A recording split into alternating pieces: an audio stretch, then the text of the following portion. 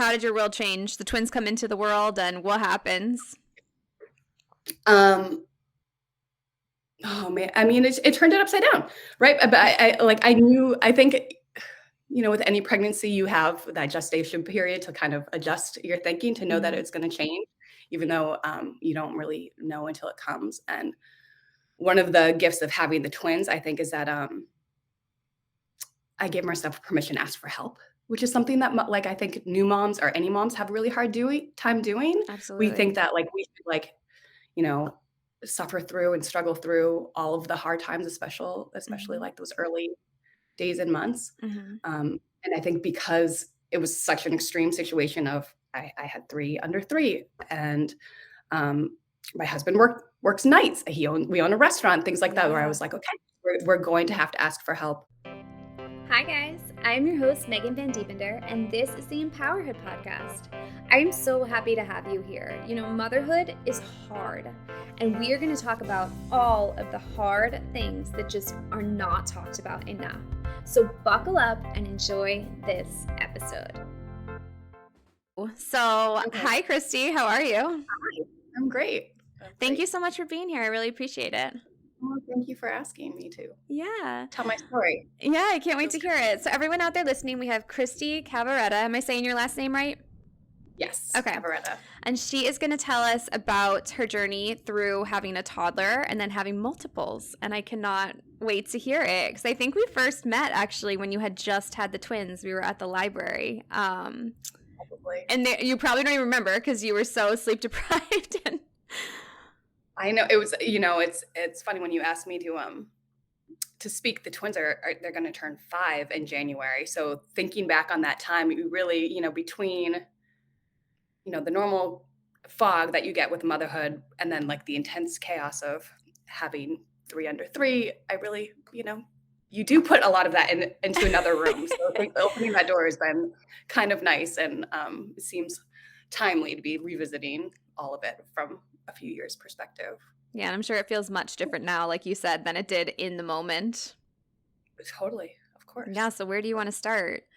Well, I appreciate that you asked about my my journey into motherhood, because I think having multiples, a lot of people make assumptions either that, I'm just this like super fertile human that was blessed, which I clearly am, or that we went through IVF, and neither of those are actually true. I did have a lot of struggle having a family. Mike and I tried for a number of years before we found out I had a really big fibroid that had to be addressed. Oh, wow. So I had to have that removed, and like with a C-section. It's called a myomectomy, a full thickness myomectomy, and that took like a year. It took a long time to find out that was the problem, and then it took a long time for that to heal afterwards.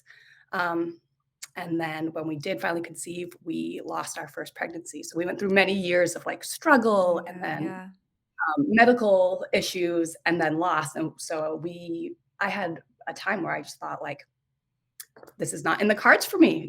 We've tried all of the things. The universe is sending us all of the signals, and we're just not meant to be parents. But then Sebby came, and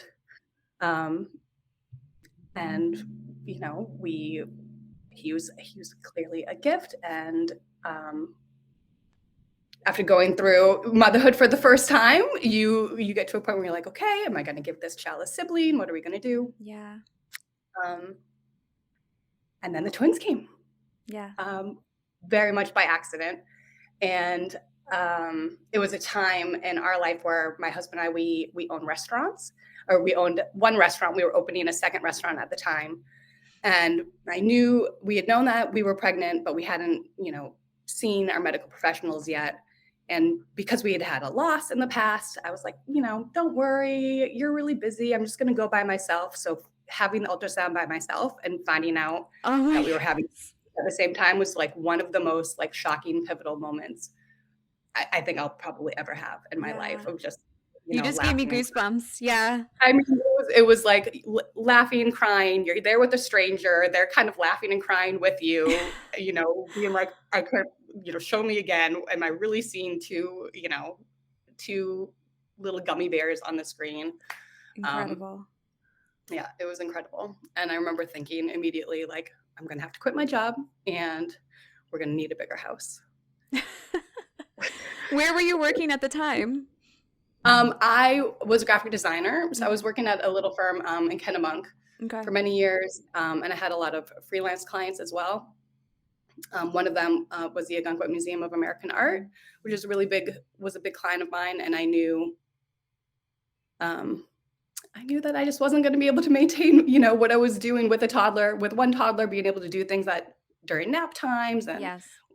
when he was in preschool for a couple hours a morning. I just knew, it's funny, I knew almost instantly that there was going to be a big shift into what my reality, my day-to-day reality was going to look like. So that must have felt so incredible after having all those difficulties to, have Sebi and then get pregnant with twins. I mean, what was going through your head, when you found out? It was one of those things, certainly, that felt like, excuse me, like, okay, this was the plan. I was so heartbroken after my first loss that I did all of the things. I had Reiki done. I, talked to people, and everyone just kept telling me, like, everything happens right on time. You need to trust in the timing of your life, and all those things that you kind of half listen to in the moment when you're grieving and when you're sad, because that part of it is scripted. But then when the twins came, I felt very reassured that, like, this was like the plan. Right. That the timing was just, to come together. Yes. Yeah. Yes. So how was your pregnancy with the twins? Oh man. I mean, it was, I didn't really have any major complications. I was closely monitored because of the surgery on my uterus previously. I was really closely monitored because if it ruptured, it was going to be a problem. And in the small town where we live in York, they don't have a pediatric intensive care unit. So especially towards the end of the pregnancy, I was going in for weekly monitoring and blood pressure testing, all those sort of things, just to make sure that we weren't going to get in an emergency situation where I'd have to be transferred in an emergency. But besides that, I mean, I was really nauseous. I was chasing a 15-month-old around the whole time, so it was not the most fun experience. Did you go early, or were you right on time? I was like 37 weeks is okay. That's great. What they did. And By the C-section. Delivery, did you have to have C-section or because of your I had surgery? to have a C-section. Okay. I think because of the surgery, even Sebi had to be a C-section. But for me, that gave me, some good peace of mind. The same surgeon that had delivered Sebi and did my surgery was able to deliver the twins, and that, was Yeah. I mean, now, how did your world change? The twins come into the world, and what happens? Oh man, I mean, it turned it upside down, right? But I think, with any pregnancy, you have that gestation period to kind of adjust your thinking, to know that it's going to change, even though you don't really know until it comes. And one of the gifts of having the twins, I think, is that I gave myself permission to ask for help, which is something that, I think new moms or any moms have a really hard time doing. Absolutely. We think that, we should, suffer through and struggle through all of the hard times, especially like those early days and months. And I think because it was such an extreme situation of I had 3 under 3, and my husband works nights. We own a restaurant, things like that, where I was like, okay, we're going to have to ask for help. And I was lucky. It took a little time, but I found a really great helper that helped me a couple of days a week. And I told anybody who wanted to buy us gifts to give us money towards a postpartum doula. And I had an amazing postpartum doula who was such a lifesaver.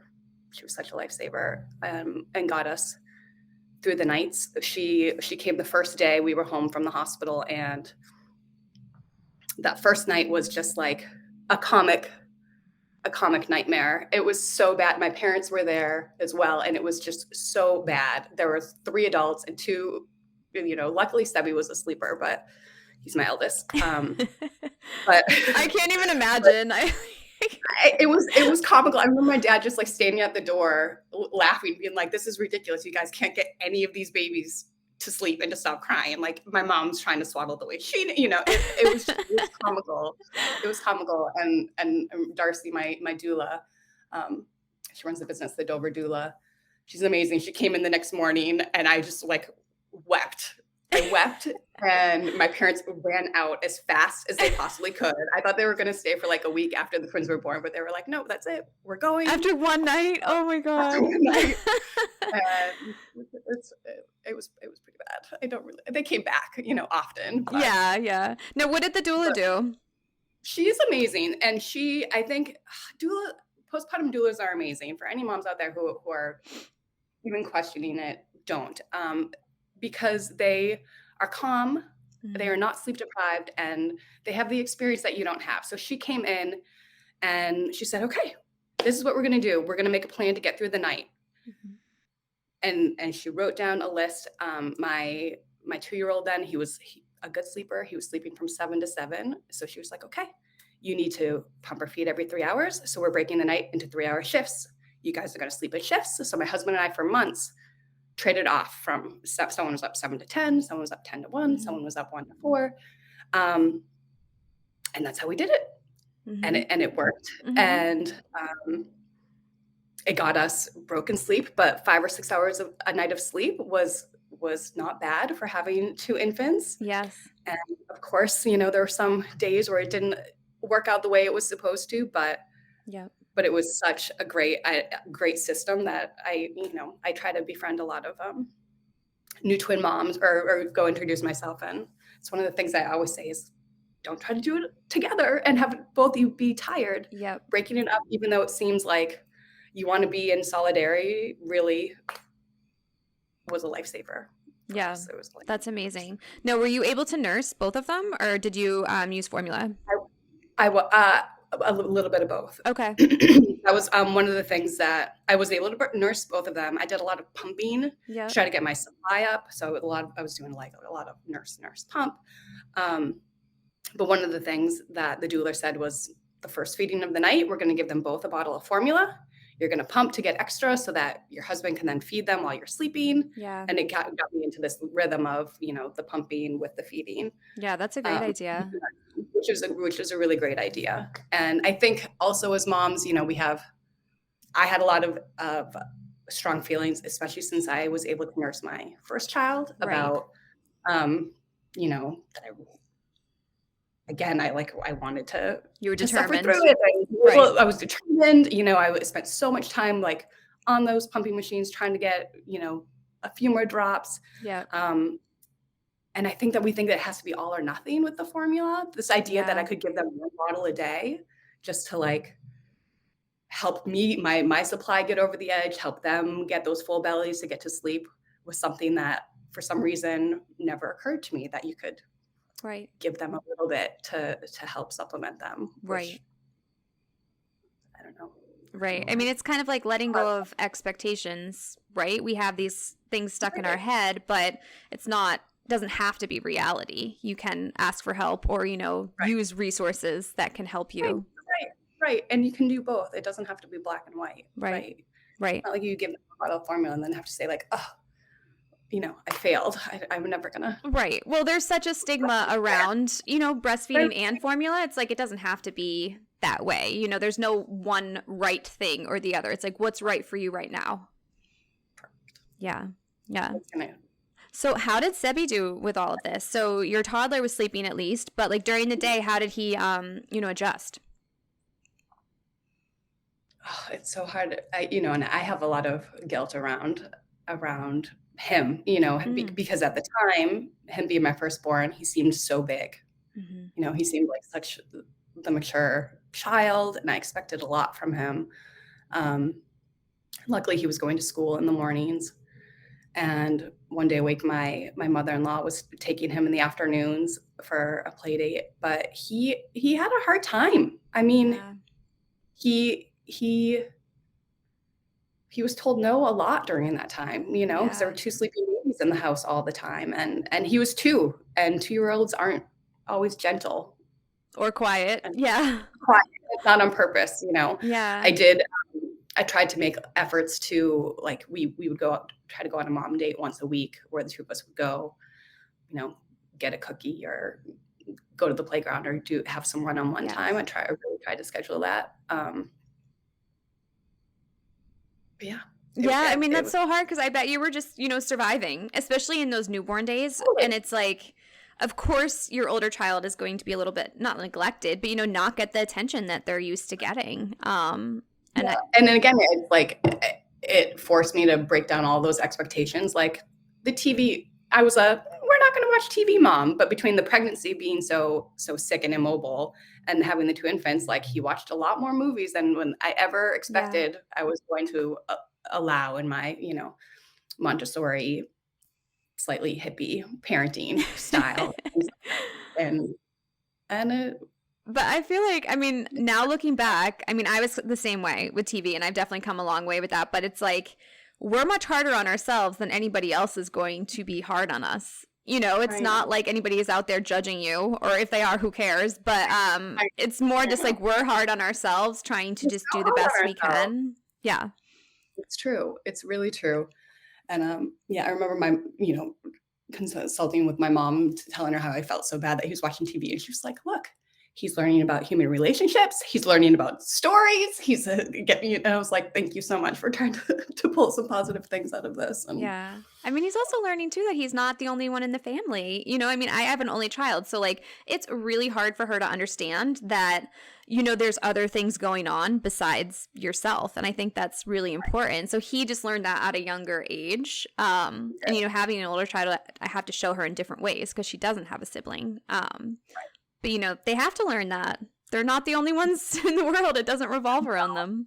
And I can see it's challenging for him, and it's something that within our family dynamic is always going to be on the table. The division of attention, Yeah. and he seems to just be more sensitive to it. I think because it's been divided, and Yeah. since it's been like his script from such a young age. Right. And that's hard with twins because you literally can't help it. They're the same age. They demand attention because they're younger. Yeah. Right. Yeah. I mean, I feel like with siblings in general, that's always like I was a middle child, so I always felt like I didn't get as much attention as the older or the younger. So I wouldn't I mean, it's hard to not feel guilty. I can tell you to not feel guilty, but as a mom, we just feel that. But yeah, I mean, you're doing an amazing job, and we're all doing the best we can, right? It's the best we can. I know. And when that's like the double-edged sword of having the twins is I feel there are times where I was like, oh, I broke my eldest. I wasn't giving him what he needed when he needed it. And now whenever some of these frustrating behaviors come out, you're like, oh, I did it. I broke him. And, but then the other side of that sword is raising twins and raising two different little humans pretty much exactly the same at the exact same time, and seeing how wildly different they are. Yeah. That's really reassuring as a mother to be like, yeah. Look, like it doesn't matter what you do. They're all just different, and to not be so hard on yourself. And Yeah. just try to embrace the little humans, the little souls and personalities that are already in there. Yeah. Right. It's hard. It's really hard.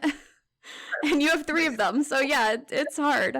I feel like we all have those moments where we're like, oh my God, I'm failing, or I failed. Like, what did I do wrong? But I mean, luckily we can always make positive changes, anytime, right? It's never too late to make changes and to see them for who they are, right? It's like you said, it's like they're all their own little humans. They're not us, and we have to definitely embrace that.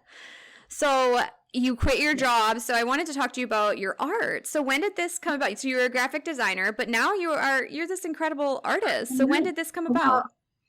I mean, really, with the twins, there are all these gifts, like they're clearly gifts, but they gave me a lot of gifts, and one of them was, I've always been arty, I've always dabbled, but because, we're raised to have a career and have an income attached to that, I never really gave myself the time or the space to lean into my art, and knowing that I was going to be stepping away from my career and focusing on the twins, and knowing that even though my time was limited, that I could lean into my art a little bit and have no stakes attached to it. But I didn't need to use it for income, and I was also wildly inspired by this crazy phase of life. Being up in the middle of the night and sleep deprived and things like that. It really helps to foster creativity for some strange reason. Like I don't know if it's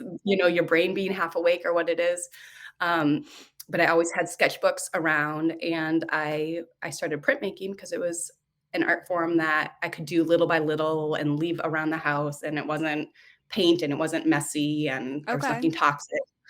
How do you do printmaking? What's that? So I tend to do what's called relief printmaking. So I take pieces of wood and I carve into them. Okay. And then you ink the wood and press it into a piece of paper and make a print. So it's kind of like a stamp, like making a stamp, basically. Cool. Yeah.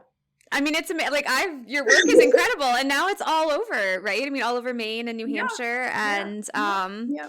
I mean, I'm going to link your website below, but everyone should definitely check it out. And I was so curious, like, so the kids did inspire your work. They definitely inspire my work. I did, speaking of, breastfeeding and feeding, I did this huge piece when they were about 1, that's like 8 feet by 4 feet. And it's a huge board, and there's a mark for every minute that I was attached to a breast pump in the first year of their life. Oh There's 22,000 little marks in this board. And so it's a huge, huge print that like spans an entire wall that shows like the breadth of the effort, the unseen labor that went into feeding these little guys. That is so special. Now, where is that one? That one is in the collection at the Rochester Museum of Fine Art. Wow. That one was sold. That was it was in a show in Fort Wayne, Indiana, and it was one of them was acquired. So the nice thing about prints is I get multiple. So I had eight prints made from that one, and I think 5 of them are now acquired in different institutions and homes around the country. That's incredible, and that really does sound so special. And I think I did see that one on your website. It's stunning. So I mean, you started this as not like an income-based thing, right? But now this is your job, right? I mean, a little bit, where my husband because the twins are going into kindergarten next year, we're starting to have these, family conversations about what comes next for me. And for me, I can't see myself going back into the graphic design world. I think it's changed a lot in the last 5 years, and clearly my heart is other places. Yeah. I've been teaching printmaking at my local art studio, where I have a studio space. So I hope to do more of that. And I make art, and I don't by any means make a ton of money, but I make enough to, pay for my hobby and for my studio space and my supplies and then some. So yeah, that's hoping with a little bit more time, I can maybe produce a little bit more. And yeah, that's so cool. And everyone definitely has to check that out. I'm going to link your website below. Where do you see, this hobby 5 to 10 years from now? Art is like such a strange thing, because really as an artist, you just want to be able to keep making more art and have permission and be able to afford to do that. So I hope to be able to keep telling my stories and putting them out there, and the hope that people still want to see it and hear about it.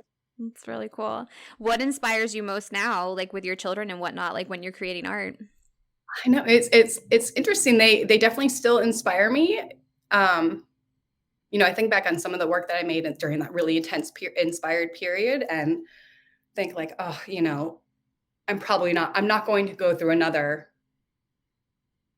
episode like that, right? Another life chapter that's that intense, but they do continue to inspire me.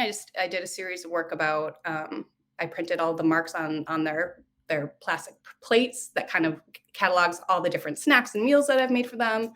I'm doing a piece now with like all the crayon wrappers that they peel off the crayon. So there's definitely, I'm inspired by my daily life, regardless. And even though what daily life looks like might change, I don't see being inspired changing. Yeah. Yeah. I mean, it's like newborn stage is obviously the most intense, especially when you have twins, I'm sure. But it's like you're still going to be busy. Do you find yourself just as busy now? It's just in like a different way. You have more downtime to yourself? Yeah, I mean, it changes, I'm definitely Yeah. feeling like alleviated a little bit. The twins are just in preschool in the morning still, so they're Yeah. home in the afternoons, but they play together a lot more. They are much more independent and kind of do their own thing. So I am feeling a little bit of freedom and trying to figure out how to fill that time. And as a mom, you Yeah. still want to be available. I don't see myself going to work in an office, 40, 50 hours a week again. Yeah. I go with 3 kids, somebody is sick often, and Yeah. I know I'm still going to be around. Yeah, you'll figure it out. I mean, they need you in a different way, right? It's like they still need you, it's just different. Yeah. Yeah. They That's do. great. So what would you tell moms out there, either pregnant with multiples or just had multiples? Like, what would be your biggest advice for them? To get help. Mhm. Definitely get help. Get a postpartum doula and let them give you their knowledge and try to meet other mothers of multiples, and then give yourself grace. I feel like you have to or for me at least, I had to let my threshold for chaos really change. My house is not going to be a tidy house for a few years. I have a lot of little people in this house, so my threshold for chaos and for mess has gone up. I think you need to you have to shift the thought about when to pull the trigger on things, like going out to eat at a restaurant may not happen for a few years. Or if it does, you need to be able to have that thing in you that says, okay, we're going to try it. And if it doesn't work, there's no shame in saying it's not working today. We're going to leave and we'll try again another day when maybe everybody has a little bit different mood or mindset or whatever. So I think, I don't know. You're going to be fine. Yeah. It'll be great. They're going to be great. That's all amazing advice. And, the first year is just crazy. And it just is. Yeah. So use your resources, get all the help you can. Yeah. Yep. And it's temporary. It really is. Yeah. I'm grateful that I did have a child before I had the twins, because I think even just having the second child, you let a lot go as far as the whole, they need to be sleeping in the bassinet, all those things was like, absolutely. My kids yeah. rock and play. Yeah. It's much easier the second time around, I've heard. Or at least you let go of a lot of things. You can let go of some of the things. Yeah. Yeah. Easier going. Yeah. Don't be so hard on yourself is my advice. So we're the hardest on ourselves. Yeah. I mean, I think every parent can take that advice for sure. We're very hard on ourselves. And you're doing a great job. Yeah. We just have to do our best, right? Just do your best, and that's all. It's all that matters. Well, Kristy, thank you so much. And where can we find you? Can we find you on social media and, of course, on your website? You can find me on social media. I'm pretty active on Instagram. I share a lot about my artwork, but the family also pops up in my stories a lot. It's Kristy, I think Kristy.Cavaretta on Instagram. And then I think my website is just KristyCavaretta.com, and I think you're going to link it. Right? Yes, I will I'll link all of that below. But thank you so much for coming on and sharing your story. Thank you so much. I really appreciate it. Thank you for talking to me. Yeah, it was so nice to see you too. I'll talk to you soon. Have a good one. Bye-bye. Thank you so much for tuning in today. Empowerhood is brought to you by Flourish Everyday Coaching. Check them out in the link below. And again, thank you so much for being here. We really appreciate it. If you could take 60 seconds of your time and leave us an Apple review, this helps share the news about this podcast and help women all over the world. If you want to see the video version of this podcast, you can go to our YouTube channel and subscribe there. Thank you so much, and we'll see you at the next episode.